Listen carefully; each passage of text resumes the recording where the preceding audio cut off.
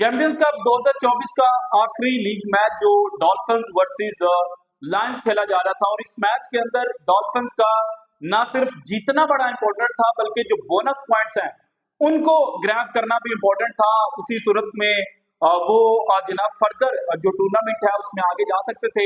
लेकिन at the end of the day dolphins की team ने इस टूर्नामेंट के अंदर पहली कामयाबी जो है वो तो हासिल कर ली है, लेकिन चूंकि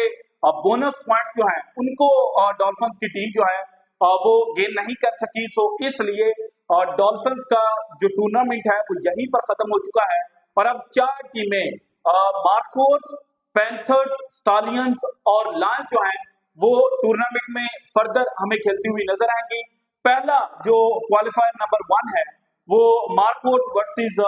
पैंथर्स के दरमियान खेला जाएगा 24 सितंबर को। इसके बाद पहला एलिमिनेटर जो है वो लायंस वर्सेस स्टालियंस के दरमियान खेला जाएगा। दैट मींस के शाहिनशाह अफरीदी वर्सेस बाबर आजम, ये इंपॉर्टेंट मैच होगा और पाकिस्तान के जो क्रिकेट शायकीन हैं उनकी नजरें जनाब इस मैच के ऊपर होंगी। लेकिन आज जब आखिरी लीग मैच शुरू होना था तो उससे पहले एक press release Pakistan cricket board की जानिब से जारी की गई। उसके अंदर जो नाम लिखे गए 9 क्रिकेटर्स के और उनके आगे 2 क्रिकेटर्स के बेसिकली नामों के आगे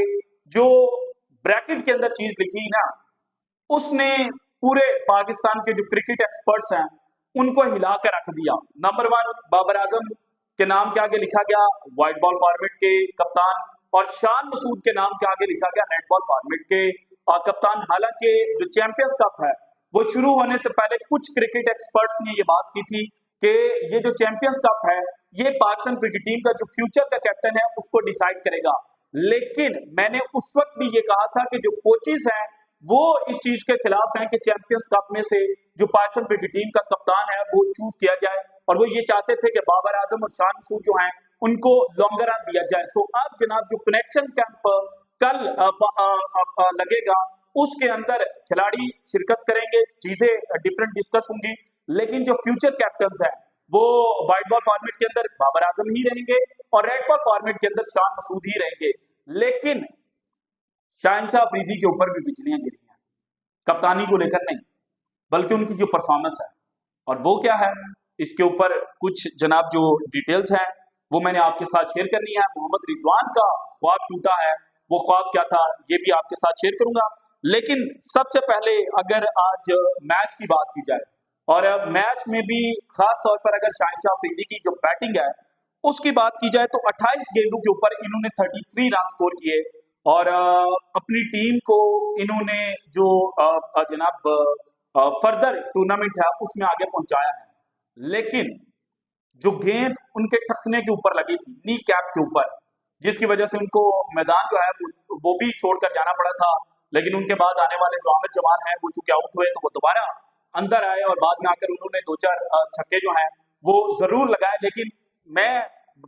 जाती तौर पर ये समझता हूँ कि ये शाहिनशाह अफरीदी की कोई बहादुरी नहीं थी, क्योंकि शाहिनशाह अफरीदी के साथ जो इशू था ना वो भी नी का था। जब 2022 में श्रीलंका के खिलाफ फील्डिंग करते हुए शाहिनशाह अफरीदी जड़ हुए थे तो वो भी नी जो है वो उनकी जनाब जो ग्राउंड है उसके अंदर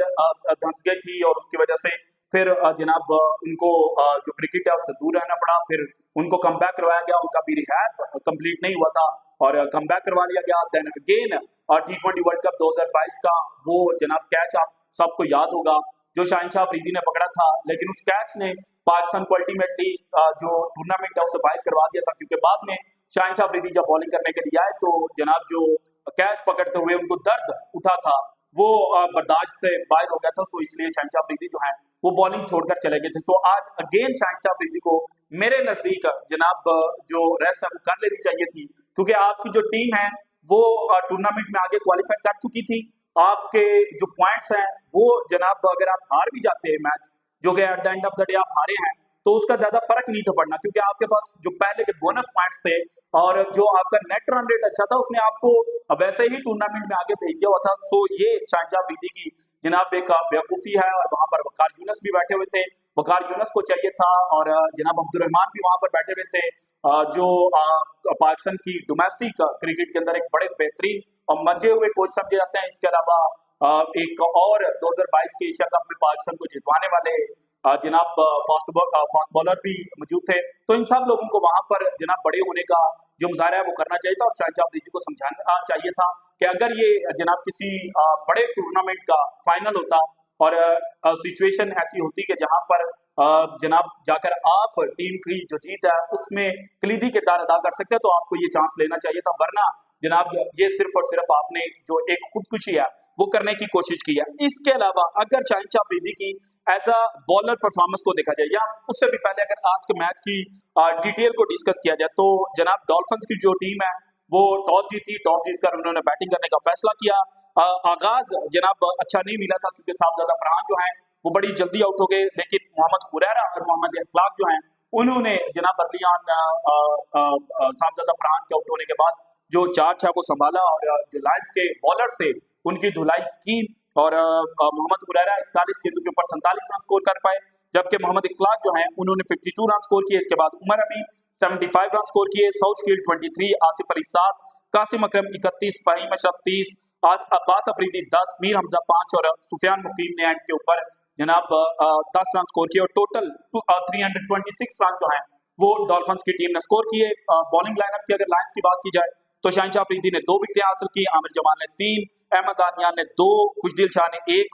शरून सिराज ने 1, जबकि मोहम्मद असगर जो हैं वो आज काफी महंगे साबित हुए। उनका पहला ओवर जो है वही मोर देन 20 रन का उनको लगा था और 4 ओवर के अंदर उन्होंने 51 रन दिए, जबकि कोई भी विकेट जो है वो हासिल नहीं कर पाए। इसके बाद अब्दुल्ला शफीक और रोहिल नजीर लायंस के लिए ओपनिंग करने के लिए आए और इनका जनाब जो ओपनिंग जोड़ी थी उसने लायंस को एक जनाब जो बेस है वो प्रोवाइड किया। 78 के ऊपर जाकर पहली विकेट अब्दुल्ला शफीक की सूरत में गिरी। सुफियान मुकीम ने जनाब इनको एलबीडब्ल्यू आउट किया और अब्दुल्ला शफीक जो है वो रिवर्स स्वीप खेलने के चक्रों में जनाब एलबीडब्ल्यू आउट हुए। इसके बाद उमैर बिन यूसुफ और रोहिल नजीर अगेन उन्होंने जो लायंस की शिप है उसको आगे बढ़ाना शुरू किया, लेकिन फिर जनाब जो रोहिल नजीर हैं वो भी आउट हो गए। 128 के ऊपर दूसरी विकेट गिरी। देन उमैर बिन यूसुफ ये आउट हुए 141 के ऊपर। इसके बाद शरून सिराज 172, इरफान खान 204, मोहम्मद ताहा 213 और आमिर जमाल जो हैं वो 246 के ऊपर आउट हुए, जबकि आखिरी ओवर के अंदर जाकर जो खुशदिल शाह हैं वो भी आउट हुए और 310 के ऊपर जाकर ये विकेट गिरी और इसी विकेट के साथ जो जनाब लायंस की टीम है वो मैच हार गई। खुशदिल शाह ने 40 गेंदों के ऊपर 60 रन स्कोर किए, एक ब्रिलियंट इनिंग जो है वो इन्होंने खेली, जबकि इस टूर्नामेंट के अंदर डेब्यू करने वाले रोहिल नजीर जो है उन्होंने 62 रन की जो इनिंग है वो लायंस के लिए खेली। अब जनाब जो असल इशू है वो शाहिद अफरीदी के ऊपर जो बिजलियां गिरी है ना वो उनकी बॉलिंग है। अगर इस पूरे टूर्नामेंट में अभी तक जो शाहिद अफरीदी की जनाब बॉलिंग है उसको एनालाइज किया जाए तो विकेटें जो हैं वो शाहिद अफरीदी को मिली। 9 विकेटें इस वक्त तक जनाब इस टूर्नामेंट के अंदर वो हासिल कर चुके हैं। पहले मैच के अंदर 3 आई, उसके बाद 2-2 जो हैं उन्होंने विकेटें हासिल की और टोटल 9 विकेटें हैं उनके खाते में। लेकिन जो स्ट्राइक रेट है शाहिद अफरीदी का अगर वो देखा जाए तो वो बॉलर्स जिन्होंने मोर देन 15 ओवर्स फेंके हैं तो और फास्ट बॉलर्स हैं, स्पिनर्स की बात नहीं मैं कर रहा, इनमें सबसे टॉप के ऊपर हैं जनाब मीर हमजा जिन्होंने सबसे इकोनॉमिकल बॉलिंग की है। इसके बाद जहांदाद खान जो हैं उन्होंने भी जनाब इकोनॉमिकल बॉलिंग की है। देन नसीम शाह जो है उन्होंने भी इकोनॉमिकल बॉलिंग की। अगर लायंस की टीम में बात की जाए तो अहमद दानियाल उन्होंने भी शाहिद अफरीदी से जनाब जो ज्यादा इकोनॉमिकल बॉलिंग है वो की है। और अब शाहिद अफरीदी जो नई गेंद के साथ सबसे खतरनाक माने जाते थे, इस टूर्नामेंट में वो नई गेंद के साथ जो विकेटें हैं ना वो उस तरह से हासिल नहीं कर पाए। अब पूरे टूर्नामेंट के अंदर सिर्फ एक विकेट है उनकी नई गेंद के साथ,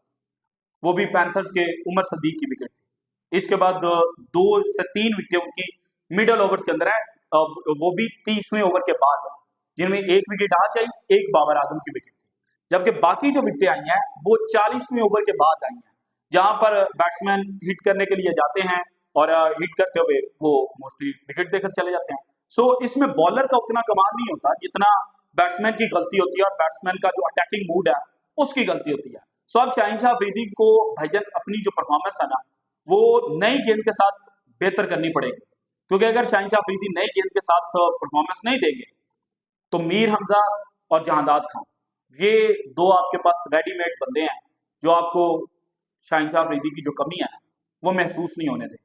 और मीर हमजा तो एक्सपीरियंस भी है, डोमेस्टिक की जो मार है वो भी उन्होंने खाई हुई है, और इस टूर्नामेंट के अंदर भी नई गेंद के साथ और जो उन्होंने विकेटें हासिल की, जो इकोनॉमिकल बॉलिंग की, उसने वैसे ही तबाही मचा कर रखी हुई है। सो अब जनाब शाहिनशाह अफरीदी के लिए जो बुरे दिन है ना, वो समहाउ मेरी नज़र में इस चैंपियंस कप के साथ ही शुरू हो चुके हैं। अगर जो बाकी मैचेस हैं उनमें अगर जो एलिमिनेटर नंबर 1 है वो लायंस की टीम जीत जाती है, देन क्वालिफायर नंबर 2 जीत जाती है और फाइनल में चली जाती है, तो ये जो 3 बाकी मैचेस बचते हैं शाहिनशाह अफरीदी के पास, इन तीनों मैचेस के अंदर शाहिनशाह अफरीदी को नई गेंद के साथ जो तबाही है ना वो मचानी पड़ेगी, वरना शाहिनशाह अफरीदी जनाब पाकिस्तान टीम से आउट हो जाएंगे। इसके अलावा इस टूर्नामेंट शुरू होने से पहले मोहम्मद रिजवान के हवाले से ये कहा गया था, और फिर टूर्नामेंट के अंदर जो खास तौर पर मार्कोर्स की टीम ने मैच जीता था अगेंस्ट स्टॉलियंस, छोटा टोटल था। एक वक्त के अंदर जो स्टॉलियंस की टीम है उनका अपर हैंड था जब बाबर आजम और तैयब ताहिर जो है वो बैटिंग कर रहे थे, लेकिन जो विकेट बाबर आजम की हासिल की थी और जो फील्ड प्लेसमेंट की थी, उस फील्ड प्लेसमेंट को देखकर ये कहा जा रहा था कि मोहम्मद रिजवान जो है वो पाकिस्तान क्रिकेट टीम के फ्यूचर कैप्टन है और चैंपियंस कप इनकी टीम जीतेगी, और चैंपियंस कप जीतने के बाद मोहम्मद रिजवान को पाकिस्तान क्रिकेट टीम की जो कप्तानी है वो हैंड ओवर कर दी जाएगी। लेकिन अब जो प्रेस रिलीज पीसीबी की जानिब से आई है उसमें बाबर आजम के आगे जो कप्तान लिखा गया है, और अगर मैं आपको जनाब एग्जैक्टली बता दूं, कोट एंड कोट, कैंप में Babar Azam, Pakistan white ball captain, फखर जमान, मोहम्मद रिजवान, साइम अयूब, सलमान अली आगा, सऊद शकील, शादाब खान, शाहिनशाह अफरीदी और शान मसूद पाकिस्तान रेड बॉल कप्तान समेत 9 एलीट क्रिकेटर्स इकट्ठे होंगे। ये इंडिकेट कर रही है कि कप्तानी जो है वो शान मसूद के पास और बाबर आजम के पास ही रहेगी। दोनों अपने अपने फॉर्मेट में पाकिस्तान क्रिकेट टीम की जो मजीद कप्तानी है वो करते रहेंगे। जबकि इस लिस्ट के अंदर जो चैंपियंस कप के कप्तान है ना, उनमें से एक कप्तान नहीं है, मोहम्मद हारिस है जो स्टालियंस की कप्तानी कर रहे हैं। बाकी सारे कप्तान इस लिस्ट के अंदर डाले गए हैं। साइम अयूब जिन्होंने एक मैच के अंदर कप्तानी की वो भी जनाब कनेक्शन कैंप का हिस्सा है। इसके बाद शादाब खान जो है वो भी इस कनेक्शन कैंप का हिस्सा है। सऊद शकील जिनकी कप्तानी में डॉल्फिन्स की टीम जो है वो जनाब पहले राउंड से बाहर हो गई है, 5 टीमों में से 5वें नंबर के ऊपर आई है, वो भी जनाब इस कनेक्शन कैंप का हिस्सा है। लेकिन मोहम्मद हारिस को इस कैंप का हिस्सा नहीं बनाया गया, हालांकि मोहम्मद हारिस जो हैं उनके हवाले से ये कहा जा रहा था कि वो इमर्जिंग एशिया कप के अंदर है, जिस तरह से लास्ट ईयर उन्होंने पाकिस्तान को 50 ओवर्स जो फॉर्मेट है उसमें चैंपियन बनवाया था इमर्जिंग एशिया कप का, तो वो इस दफा जो जनाब 2024 में चंद दिनों के बाद इमर्जिंग एशिया कप शुरू होगा उसमें भी पाकिस्तान टीम की कप्तानी करेंगे। और T20 फॉर्मेट है, मोहम्मद हारिस का मोस्ट लव्ड फॉर्मेट है, सो मोहम्मद हारिस के ऊपर जो बैट्स हैं वो लगाई जा रही थी। लेकिन अब मोहम्मद हारिस का ना होना 2 चीजों को इंडिकेट कर रहा है। एक तो यह है कि शायद मोहम्मद हारिस उस तरह से अभी पाकिस्तान क्रिकेट बोर्ड के जो थिंक टैंक्स हैं उनके जो गुड बुक्स हैं उनके अंदर नहीं है, और नंबर 2 ये है कि शायद जो इमर्जिंग एशिया कप है उसमें साइम अयूब पाकिस्तान क्रिकेट टीम की कप्तानी करें। अब ये देखना होगा कि साइम अयूब जिनको बांग्लादेश के खिलाफ टेस्ट सीरीज खेलने को मिले थी, एज एन ओपनर वो खेले थे, 2 50s भी उन्होंने स्कोर की थी, बाकी बैट्समैनों की निस्बत बेहतर खेले थे। अब अगर इंग्लैंड के खिलाफ उनको जगह नहीं दी जाती तो उनकी जगह पर कौन टीम के अंदर आता? क्योंकि अब्दुल्ला शफीक भी आउट ऑफ फॉर्म चल रहे हैं, इमाम ने इस डोमेस्टिक कप के अंदर अपनी जो परफॉर्मेंस है वो शो की है, अच्छे जनाब स्ट्राइक रेट के साथ वो खेले हैं, लेकिन साइम अयूब जिनके ऊपर पाकिस्तान क्रिकेट बोर्ड ने इतनी इन्वेस्टमेंट की हुई है, क्या अब उनको इमर्जिंग एशिया कप के अंदर पाकिस्तान टीम का कप्तान बनाकर भेजा जाएगा कि जाएं भाईजान जो T20 फॉर्मेट है उसके अंदर पाकिस्तान को ट्रॉफी जितवाएं और आपको हम पाकिस्तान क्रिकेट टीम का जो फ्यूचर कैप्टन है उसके लिए रेडी करेंगे? ये भी जनाब जो इस वक्त क्रिकेट के इनर सर्कल्स हैं उनके अंदर डिस्कस होना शुरू हो चुका है, क्योंकि मोहम्मद हारिस अभी ऑस्ट्रेलिया के अंदर डार्विन के अंदर जब पाकिस्तान क्रिकेट टीम खेल रही थी तो वहां पर कप्तान थे पाकिस्तान चाइनीज की टीम, लेकिन अब उनका पाकिस्तान क्रिकेट बोर्ड के थिंक टैंक्स के अंदर ना होना और साइम अयूब का होना इंडिकेट कर रहा है कि साइम अयूब जो है वो जनाब आइंदा बरसों के अंदर एज अ कैप्टन के तौर पर ग्रूम किए जाएंगे और उनको तीनों फॉर्मेट्स के अंदर पाकिस्तान क्रिकेट बोर्ड जो है वो मजीद अपॉर्चुनिटीज जो है वो देगा। So this is it from today's episode. अगर आपको वीडियो पसंद है तो लाइक कीजिएगा, ज्यादा से ज्यादा शेयर कीजिएगा, अपनी कीमती राय का इजहार लाजमी कीजिएगा, और अगर आपने अब तक चैनल को सब्सक्राइब नहीं किया तो कर दें। शुक्रिया, अल्लाह हाफिज।